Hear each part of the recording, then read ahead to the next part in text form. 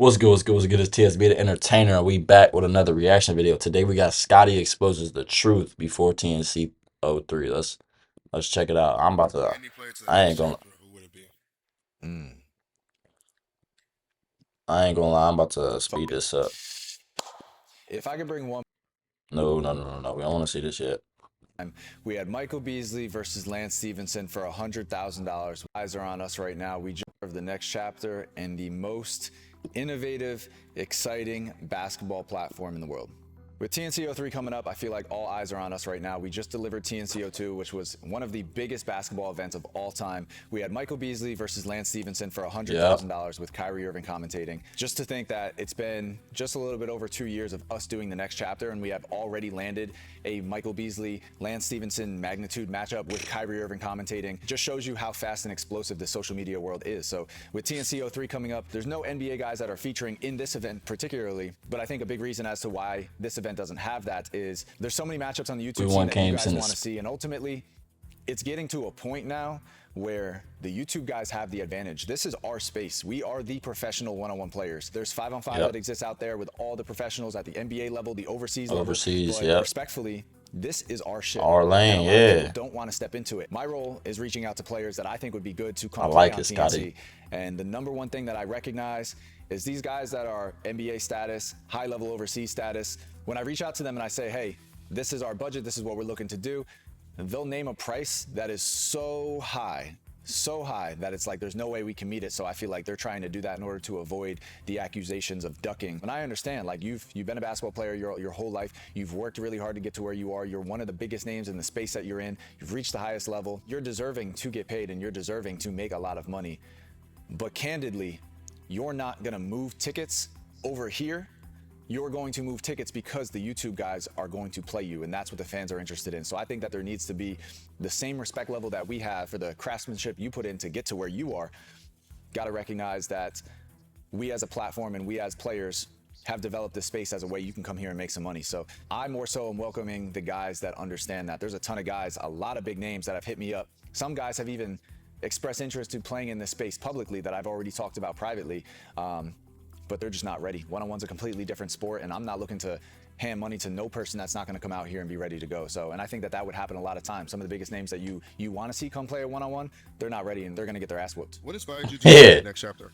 I was inspired to create the next chapter because at that point in my life, when it was just getting started, I was trying to figure out what was next for me. So the idea of like, you know, I remember the moment that I was sitting in my house feeling like I was gonna lose my house, I was gonna lose my car, I was gonna lose my life for pretty much. Like I didn't know what I was gonna do, how I was gonna get by.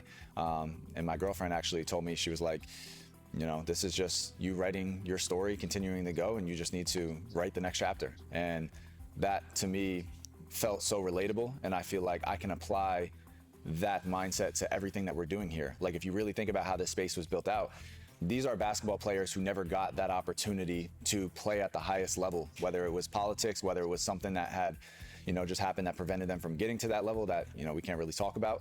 But I think that you can just use that mentality of the next chapter in everything in your life and just know that when times are hard or you didn't get that moment, there's still another chapter to your story. You just got to get creative in the way that you do it. And I think with us as the next chapter, the way that we film everything, the creativity, the storylining, the way it's marketed, the way it's promoted, that's our twist on the game of basketball and the way that we can deliver it. And we've learned how to monetize that. So, yeah. What's the mission behind next chapter? The mission behind the next chapter is to create the most exciting basketball league in the world. It goes back to the grassroots. You started off by playing one-on-one basketball. When you're in the gym and you're training, you're basically working on a lot of one-on-one stuff, because unless you're playing the actual game of 5-on-5, you're working on your handle, you're working on your shot, you're working on all of your moves. You're constantly working on things that you can apply to your one-on-one game. The one thing that's just hard to work on when you're in the gym is real game situations unless you're sparring with somebody. Did people believe in this early on, or did you have to prove it?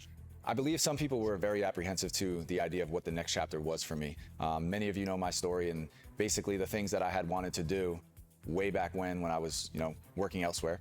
I've always had a vision to do more than what you've typically seen on YouTube and what content basketball has looked like. And I've just, you know, overcome some obstacles of people not wanting to allow me to do that or not believing in what it could be. And I think that even when I had started the next chapter, I think a lot of people have a hard time understanding the way that we do things And it's because you know the quote of like the first they call you crazy and then they call you a genius. I just think it's the same exact thing right now of I know every single step that it's going to take in order to make a basketball platform that's online like this, content, social media driven. I know every single step it's going to take to make it to the level that's on the NBA status, that's on the UFC status. The only thing that you guys haven't seen yet is you haven't seen a situation or a world with TNC where everybody across the board is bought in on what the goal is. You're seeing a lot of challenges because there's a lot of appealing options in order to be inside of this space and play, get paid, grow your brand. And I understand that. It's very You got a vision, bro. That's what a lot of people like. I get it, Davo, bro. I don't disagree with a lot of the things Davo says about Scotty or the next chapter or whatever, however he runs his business. But bro, at the end of the day, bro, Davo understands this too as a business person. Like, bro, Scotty got a vision, bro, and sometimes, you know what I'm saying? Some people disagree with the vision. Some people disagree with the steps that it takes to get to the vision. But at the end of the day, Scotty's standing on his vision, bro. As a business person in this world, just as a person in the world in general, bro. Nigga, when you got a vision, bro, you can't let nobody tell you otherwise, bro. You know what I'm saying? You gotta stand on that, bro. Stand on what you believe. Stand on what your vision is, bro. You got that vision for a reason. God giving you that vision for a reason.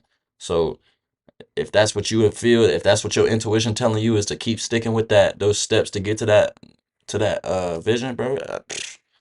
Who is anybody else to tell you not It to? goes back to the conversation of like, has everybody believed in the next chapter, or how long did it take, or do you think that people still don't believe in the next chapter?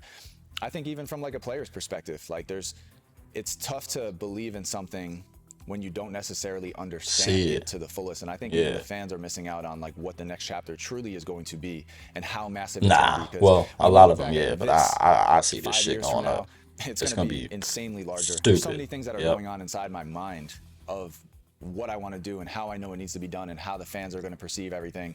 But there's a lot of friction inside of the space right now. There's a lot of drama. There's a lot of toxicity. There's a lot of money that's also inside of this space. And I think consider how the next chapter began, where guys weren't even playing and getting paid. Guys were coming here for the opportunity. This dates back to the very beginning of the next chapter. Some people did collect some money in this, but it's nowhere near the money. I remember them days. Shit, I was watching. I remember them days. If you think about how fast it scaled, guys were making $100. A few months later, guys are making $1,000. A few months later, guys are making $2,500. A few months later, guys are making 10, 15, 20. It's scaled up so much. Very humbly speaking, the next chapter has been the platform that has blown this thing up to be such a large money-making industry. So that it's to the point now that there's such a large fan base of one-on-one basketball that it almost doesn't matter where a game exists. If you find that there's going to be a big game, you as a consumer are looking to spend your money on that game, regardless of has the platform been the one that's built the space, or does the platform have the best production in the space? It doesn't really matter, because you guys just want to see the game because you're so invested in who is going to win the games. And then all these new players that are stepping into the space that are making thousands of dollars right away doing this stuff, it's hard to expect them to understand why and how that opportunity presented itself, because they weren't here in the very beginning of like, we were doing this shit, losing money, and then it made the turn of making money. So all the new guys that are coming into the space, they didn't have to grind it out the way that we did in the very beginning. So that's why a lot of players that are still here, they've stuck around through all of it, because we've grown together. At what moment did you realize that the next chapter was real? The moment where I realized that the next chapter was so real of an opportunity that's going to transcend way past YouTube basketball was TNC02. Just everything that we had put into that and the way that it looked and the attention that it brought. Doing a 250 million views in the first 48 hours after TNC02 was just extremely surreal. Seeing every single podcast of, you got Carmelo Anthony and Dwayne Wade and Cam Newton and Gilbert Arenas and the Club 520. You got all those guys that are talking about this event. I've always believed in this, and I've always realized what it could be, but I feel like it made the community really understand it, to the capacity of like, all right, in my mind, when you remember we were doing one-on-ones at the park, that whole entire time, I'm envisioning an arena that's fully packed out with the spotlights pointing down on the players. I saw it. I knew what it was going to be from the beginning, and we're just now turning the corner on that. And we've learned a lot. We've made a lot of mistakes. We've done a lot of things that were very successful.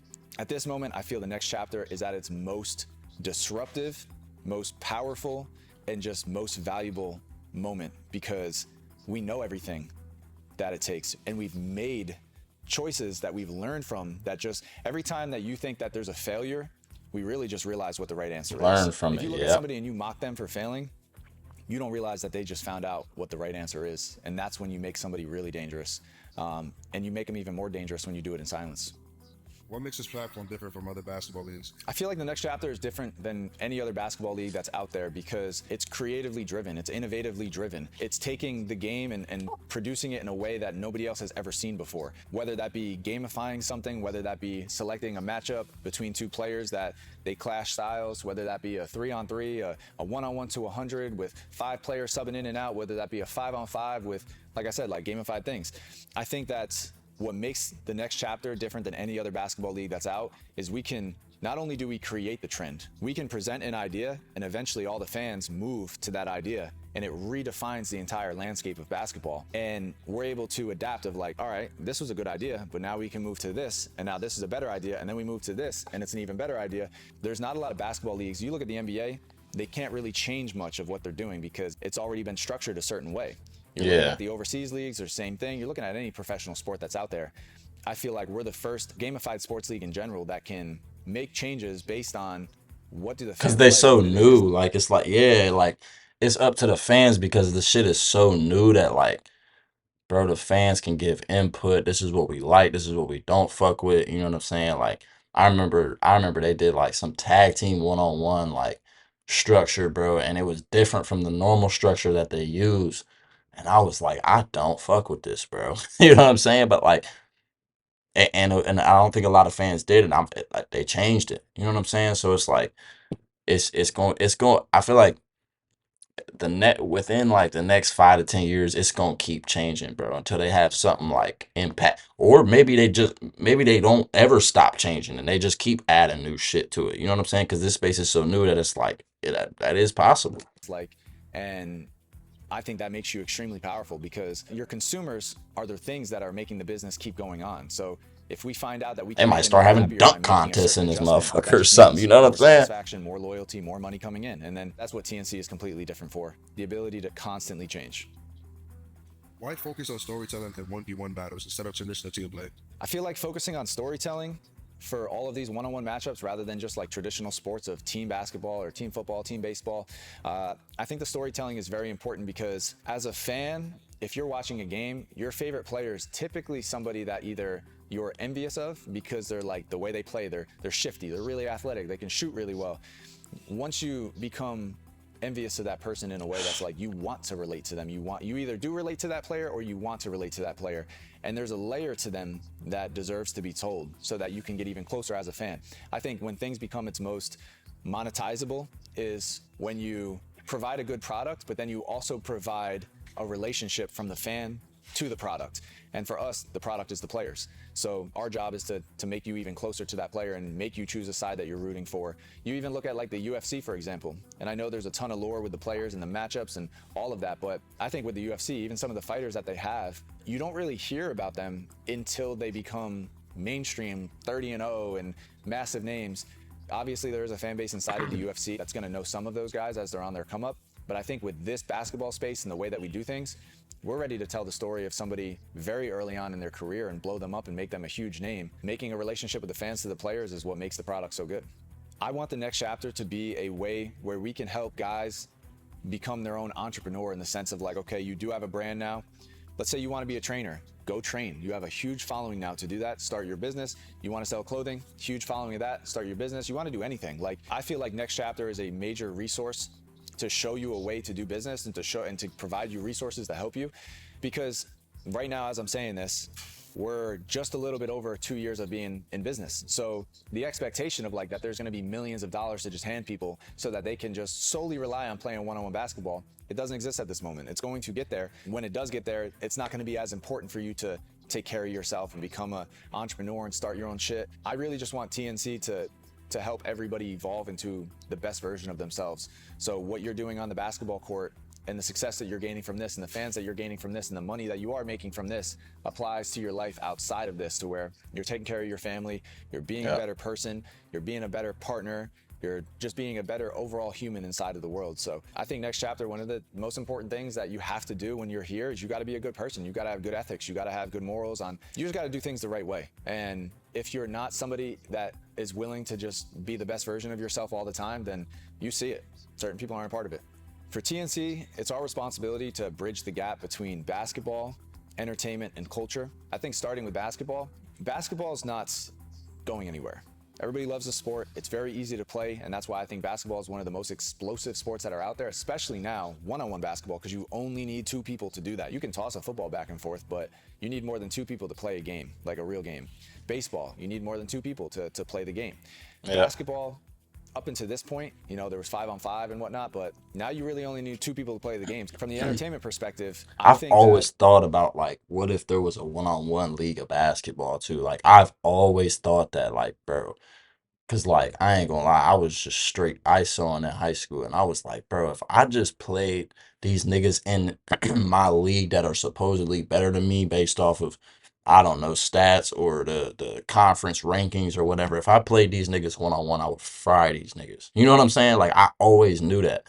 So, like, bro, I'm happy they most sports that you're just I'm glad this shit you're is following going where it's team. going. Let's say you're from New York. You wake up, I'm a Giants No fan. other I'm a sport Jets can do fan. this Like, shit, you're bro. gonna stick with that team forever. But I think with Tennis this and shit, you know what I'm entertainment saying? side, But, like, we're trying to provide the same it's other value sports, for a but player. Like, how do you create content around them? How do you create a story and a brand around them that when you wake up, you're like, I'm a fan of Rob Cologne. I'm a fan of Cam So Smooth. I'm just going to follow him wherever he goes, whatever he does, whatever he, like, it doesn't matter what he's doing in life. You're just following that person. So we're trying to create that community and that culture of like, oh, I'm a Giants fan. I'm a Jets fan. Like, nah, like, you're going to ride that hard for a certain individual because you're so invested in who they are. So it's our job to tell the story. That's why we're trying to bridge the entertainment side. With the culture of basketball and the culture of the one-on-one community, there's so much potential of revenue to come into this space that you have to be able to figure out how to have the culture and how to bottle the culture up in a way where you're making the most potent source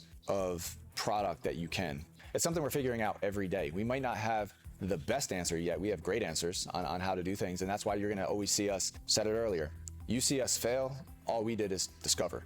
So when we try something, we know we go into it with the right intention, and we know we're gonna get something positive out of it, but as soon as we finish something, it's like, even in times that you think that we're successful, yeah, I feel successful as well in that moment, but I don't really care about that. I just found out the next thing that's gonna be even more successful. So figuring out how to blend basketball, entertainment, and culture is just something we're learning every single day, but just trust us, like, we're figuring it out as we go. What goes into building an event like this from scratch?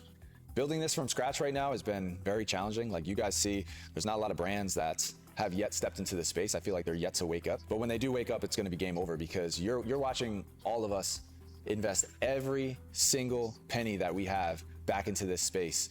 We're doing this on really small budgets, I'm not gonna lie. Like, in the grand scheme of things, what you guys are seeing on TV and what you guys are seeing on social media and these pay-per-views, it's a small ass budget. So when a brand does wanna step in and support it, and a brand wants to step in and give us the power and the resources that we need in order to blow this shit out the water, you're gonna be shook. So looking at it right now, like going into the event, building it from scratch, put every dollar we got into it, put all of our hands into the, all hands on deck to build it out. Production, players, flights, hotels, food, transportation, renting a studio, renting a gym, getting insurance, athletic trainers, security, set design, putting a stage on the court, having commentators, having an audio technician, having a live stream team, having a production truck, having a satellite truck to send a signal up to the sky. Like literally all these things, like we got to cover all this. And I'm gonna go back to the point, like you guys see we started TNC League. TNC League has been an amazing tool for us right now. It's allowing our fans to support us because brands don't see it yet. So I know some of you are apprehensive to the idea of paying money for content that you used to get for free, but you gotta also understand, we're not getting large sponsors to come in and help us with this. Like we have very few, we have great partners that do help, but in the grand scheme of things, we need a lot more to show you how big this one-on-one space can really get. And that's why we make certain decisions that you see that you might not necessarily agree with. It's just completely necessary in order for us to move forward. So the very moment that you guys decided to start believing in it, you saw how quick TNC jumped. You got TNC 02, you're about to get TNC 03. You saw what that did. But the moment that the other brands that are outside right now, when they start to believe in it and they start to see it, that's going to be when we take the biggest jump. What were the hardest parts to pull? Yeah, because once they start getting these like Nike sponsors or like, you know what I'm saying? Obviously, we saw. I just reacted to the Nesco video where he was visiting Under Armour and shit like that. Like, bro, the players are, bro, it's starting, bro. It's happening now, bro. I ain't gonna lie. I don't think it's gonna be it's gonna take 5 years for niggas to wake up. I think it's gonna be in the next 2, 3 years.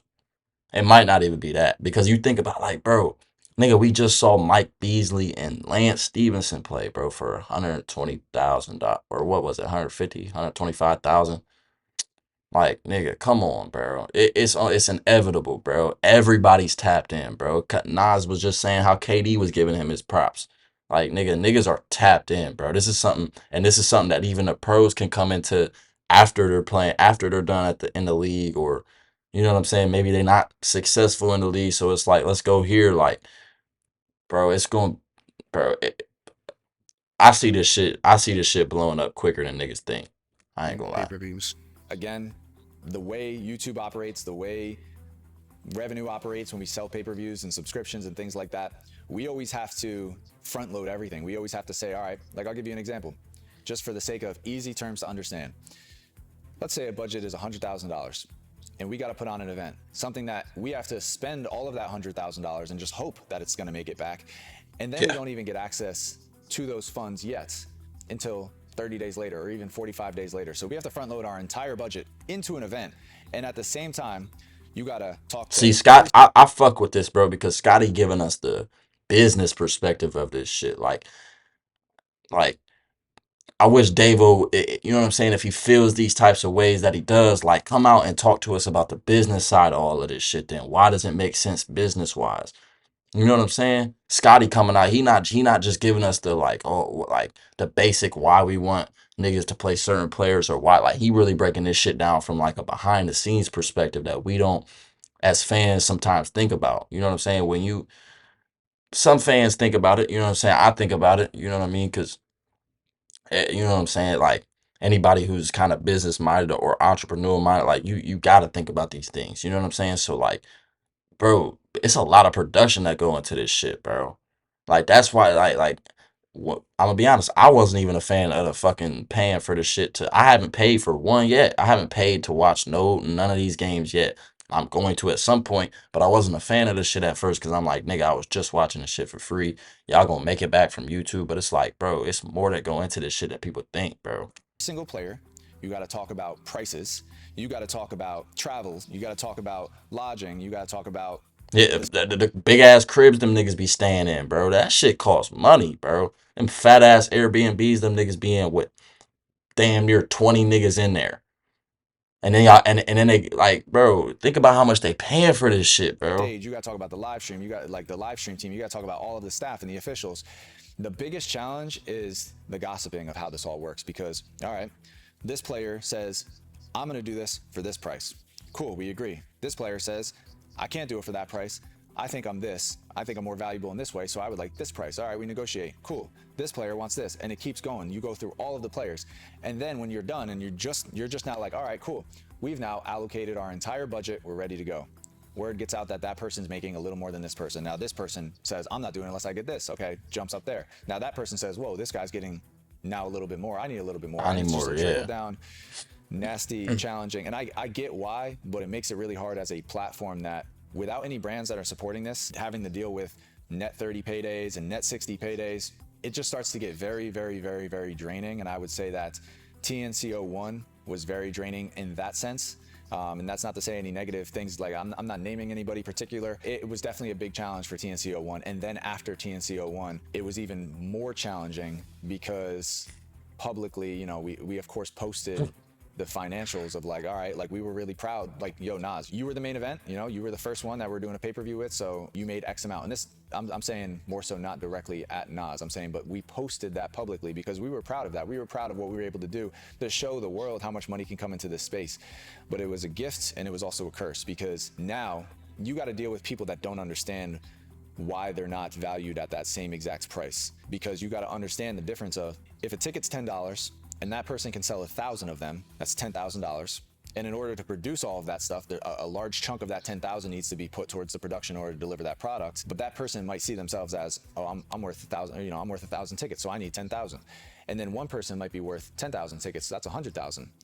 But that person that sells 100,000 tickets might be worse than, as a basketball player, than the person that sells 1,000. So they don't understand the disconnect of like, while I'm better than this person, he's moving more tickets than me, but I want more money. Because Than he's him. more It's just a marketable. challenge of That's like why how people we don't understand, bro.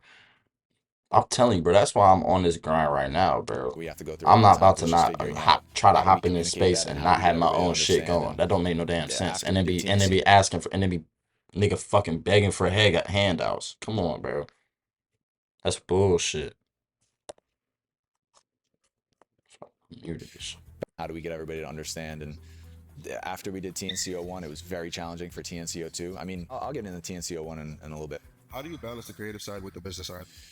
Balancing the creative side and the business side, I would say, is very hard because we almost have to restrain on every single thing that we do, because I think right now we're creative past what this space currently is. The revenue that's coming in, and I keep bringing up the revenue, but it's very true. Like, we have way more that we can deliver, that we just have to like slow down. And that's what I think we've realized in the last few months of like, we're trying to move at 1,000,000 miles an hour. And I had to realize that when you're running a race, you're sprinting the whole entire time. And like, you're looking back and you're like, whoa, like I'm on my 5th lap and they're just coming around their 3rd lap. Like, I'm way ahead, but I'm starting to get tired, and they're starting to pace up. And it's like, if I just slow down, take a breather, and sprint my ass off, I know I'm going to cross that line at a better time than I would if I just tried to sprint through the entire time. So, you know, for us as a business, balancing the creative and the business side, it's like the creative side was running at 100,000%, and we were just going and going and going and going. And then from the business side, it's like the business from like how many fans are in this community right now, how many views everything is getting.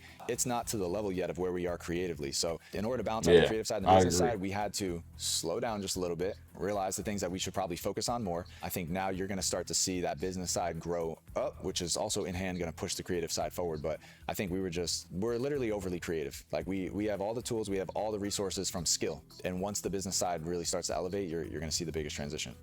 What kind of team does it take to make something like this happen? The team that it takes to make all of this happen here at the Next Chapter is a team that is willing to literally sacrifice everything and struggle and have many sleepless nights. The only way to put it is like, y'all see what it looks like as a product, and it's very easy for you to think that But things you are don't see the glamorous and behind the things are scenes. incredible. But there's a team here of like probably 10 or 12 guys that are behind the scenes right now that are sacrificing everything that they have in order to make sure you guys are getting what you're getting. Even down to the point of like sharing a hotel room where several of us sleep on the floor in order to just make sure that we get things done, or people not even eating some cheap shit in order to make sure that we get things done. Like, you can't expect a lot of people to build something like this and be a part of it and realize like, yo, I can't be trying to pull from it yet. Like, I can't be trying to, oh shit, this event made this much, all right, I need this from it. Like, no, it needs to be, this entire team right now is like oh shit, that event made that much? Well, what if we put it all back into the next one? What will that one make? And finding a team that's been willing to do that with us, I'm very grateful for.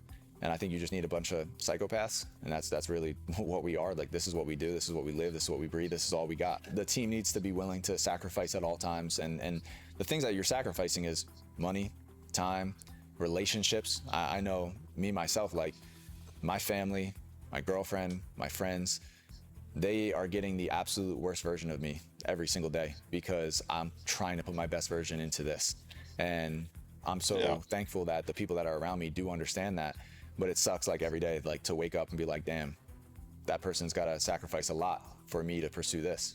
And I know I'm not the only person that's on our team. Like, you know, several of our guys are fathers and they have to sacrifice so much. So a lot of them have newborns and they're not able to be there all the time to watch them grow up. And I think that's a really shitty thing to have to go through. And, you know, thinking about it, it's like, you're here to build the next chapter, and while you're building the next chapter, you're missing out on your life in order to build somebody else's life. And I think that's what makes Next Chapter so awesome too. At the same time, is I feel so good when I know that I've sacrificed something and I watch somebody else get something. And I don't know if it's like a sense of belonging, and it's a sense of you're doing something purposeful.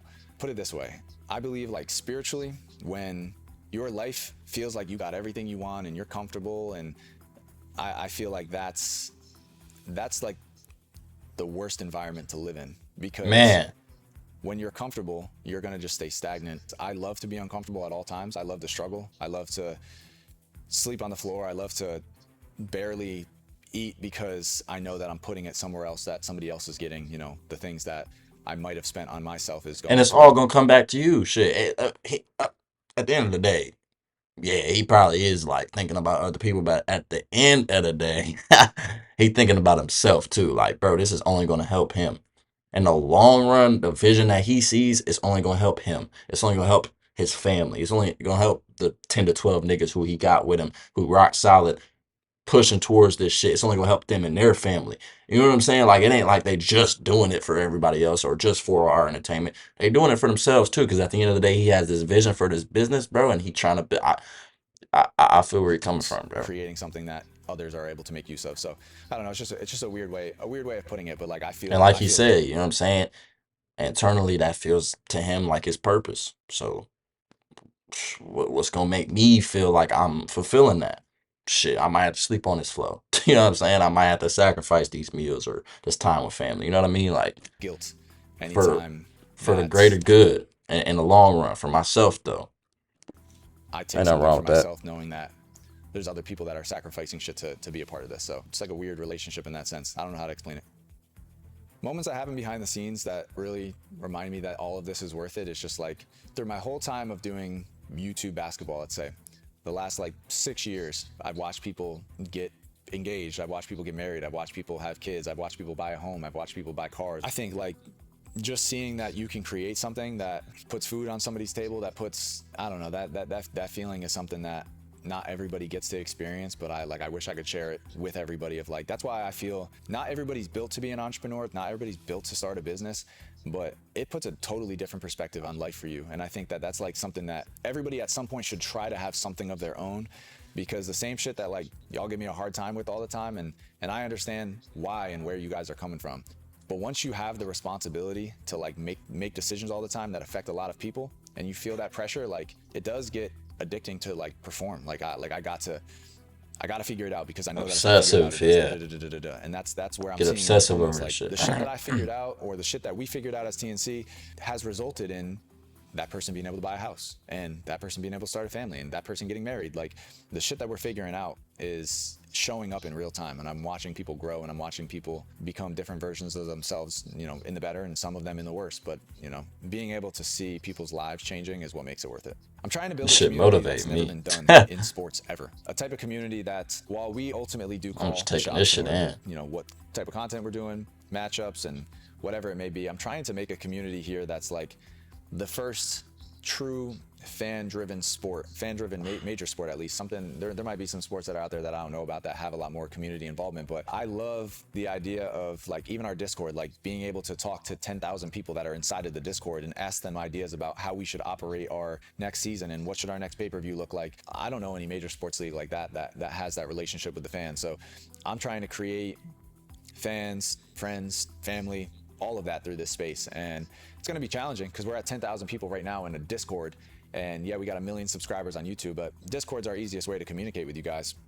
At some point, it's going to be 100,000, and it's going to be very hard to have a relationship with each and every one of those people. It's not realistic. It's, you know, it won't happen like that necessarily, but I'm ready for that challenge. And I think that it's just, it makes it so easy because it's like developing like an army of like guys that believe in you and guys that want to see this excel. And I think like for us, like there's some NBA guys that you want to see come play. Let's just say Kyrie Irving, for example. Let's say we didn't have the relationship that we do with Kyrie, and he was just a player that you guys wanted to see come play on TNC. All I got to do is be at everybody in the Discord, send a notification. I go, yo, go to Kyrie Irving's page, blow up Kyrie's page, and let him know you want to see him on TNC. And now you got 100,000 comments that are like, come to TNC, come to TNC, come to TNC.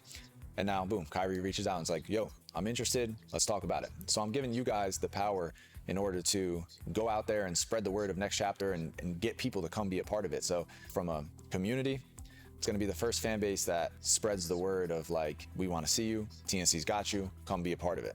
How important is authenticity in what you're building?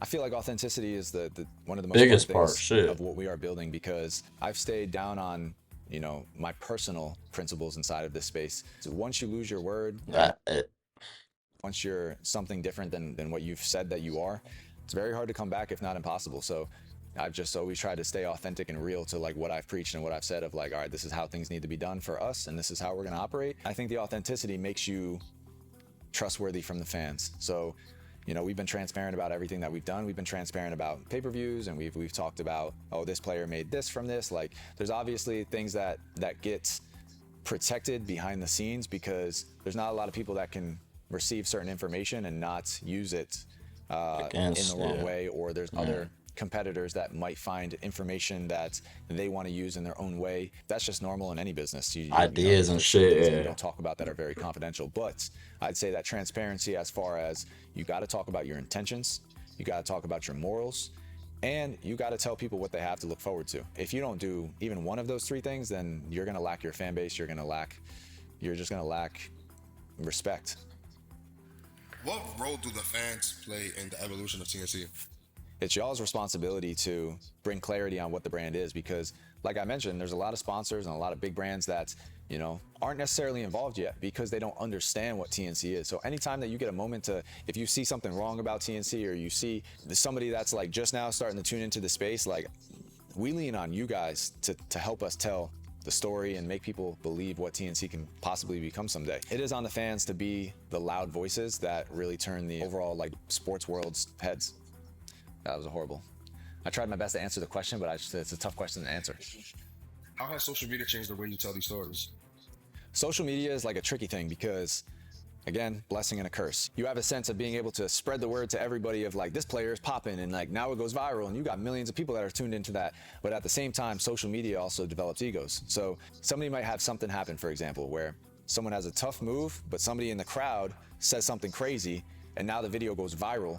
But the person that made the move is thinking that the move is what made the video viral, but it was really the person in the crowd. So now that person that just went viral is like, oh yeah, I'm hot shit, I'm popping it. So now you like have a little bit false sense of reality. And I think a lot of times when things go viral, they go viral for a reason nobody else really understands, except like, you know, we dissect this, we know what's the reason why something went viral.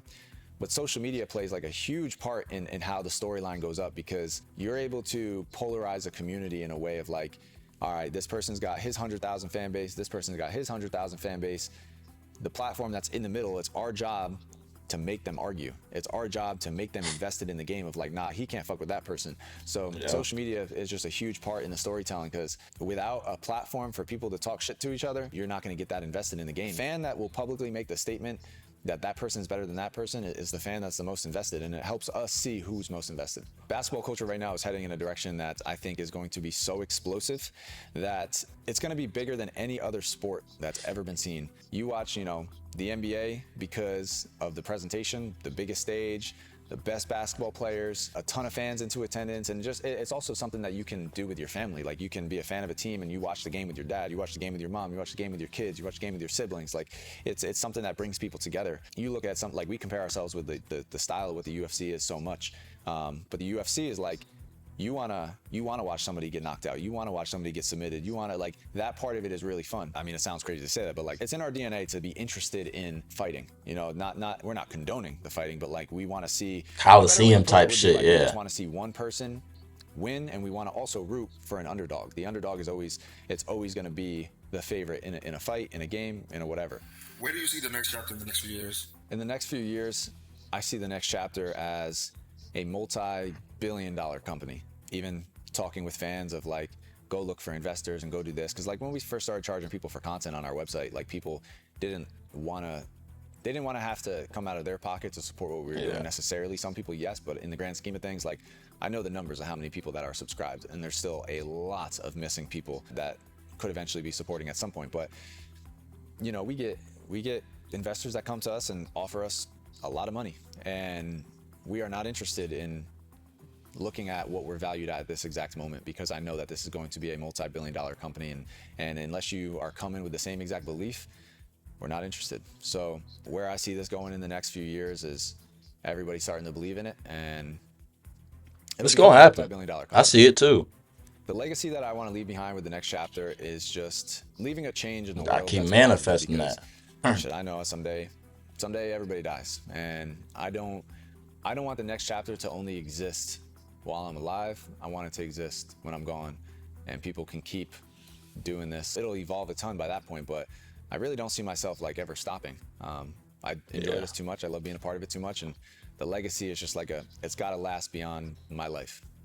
Do you ever start to take in what you built, or are you always thinking about the next one? I don't think there's really any time to stop and think about what we built. I think this thing is moving fast, and if you do take a moment to, unless you're taking a moment to catch your breath, there's not really a moment to stop here and think of like, and be like, wow, this is great, and we're doing this and that, and like I just feel like we have so much left to do, and I don't want to waste time.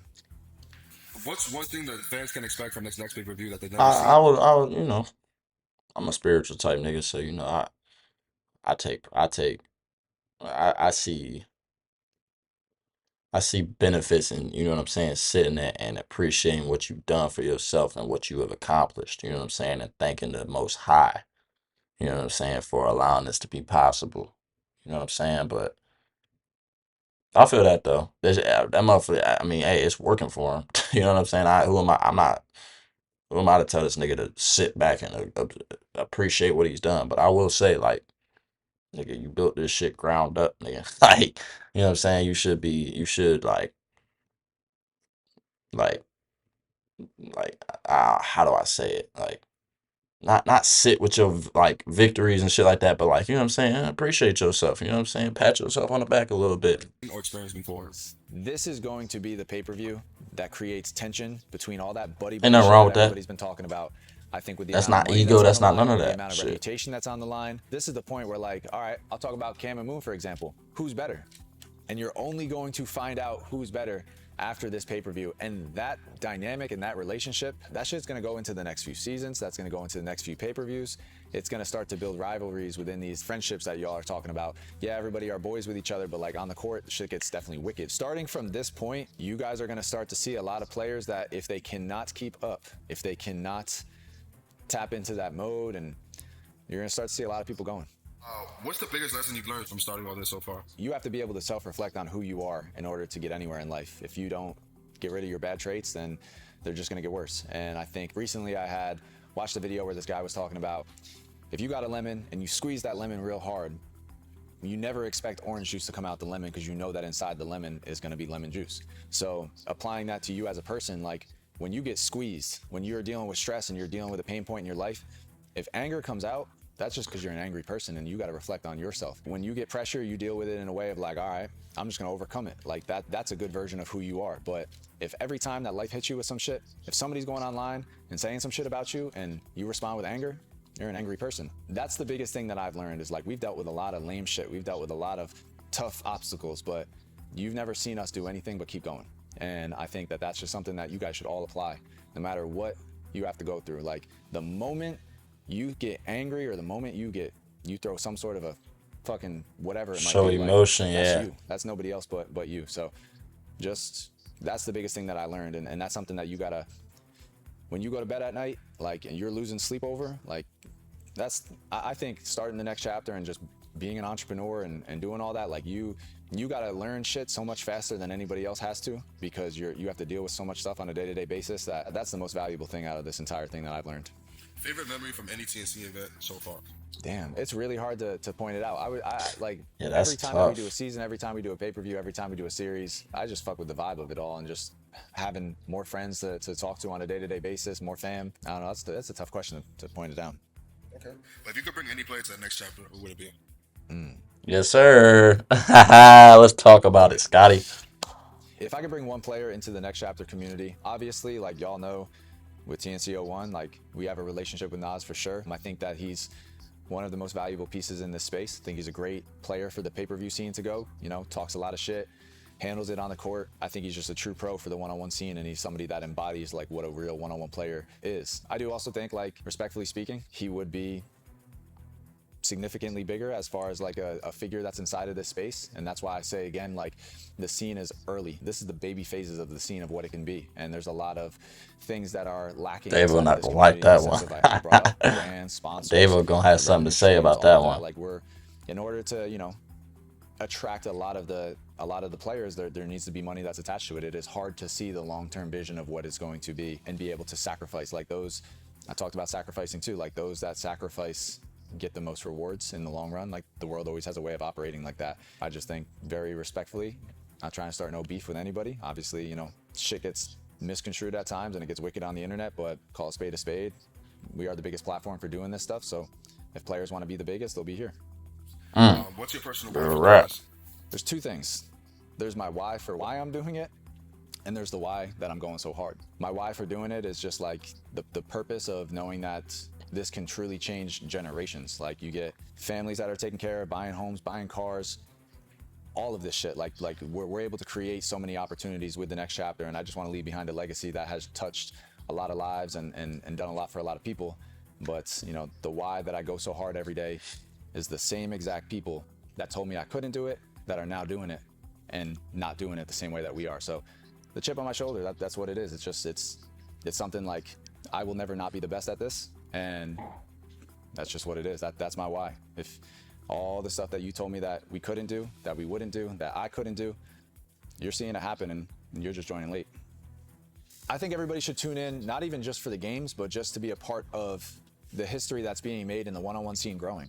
If you love it, if you love all the players, you love the vibes of what it is. Let's say even if you didn't have the ability to watch it, which you could buy the pay-per-view and you're gonna get to rewatch it whenever you want. So if you miss a live stream, you can go back and watch it. But let's say you weren't even gonna watch it, but you love the one-on-one scene, all you gotta do is pay $10. Everybody that's got $10, if you do not purchase a ticket and you have it and you like the one-on-one scene, you low-key are kind of like messing it up. Like, for what it I could didn't know it was be, 10. I thought it was 20. 10% of you that are watching this are gonna buy a ticket, but 50% of you could drop it, and you know for a fact that $10 ain't gonna kill you. Think about how much bigger it'll be if 10% supports it compared to 50% supports it. You're gonna get a way better product moving forward. You're gonna get way better content, way better players, way better upgrades to every single thing that's going on. If you got $10, and I know you got $10, support. Like, comment, subscribe, be a part of the next chapter. Support the brand, support the players, support the staff, support the movement, and support yourselves, because everything you guys do in a positive way is going to bring back more content. Hey, bro, let me know what y'all thought about this. I ain't gonna lie to you. I think some people gonna have some things to say. But at the end of the day, Scotty spoke from his heart. He really mean this shit. He really built this shit. Like, we can't. Hey, bro, real Nick. Like, he built this shit, bro. Niggas didn't start doing this shit and hopping on this shit until him. So we ain't gonna sit here and act like the nigga was just on this bitch just capping. You know what I'm saying? Like, it was real shit he was talking about. But yeah, bro, it was nice to like hear from like more of the business side of this shit. You know what I mean? But yeah, let me know what y'all thought about this. And we gone.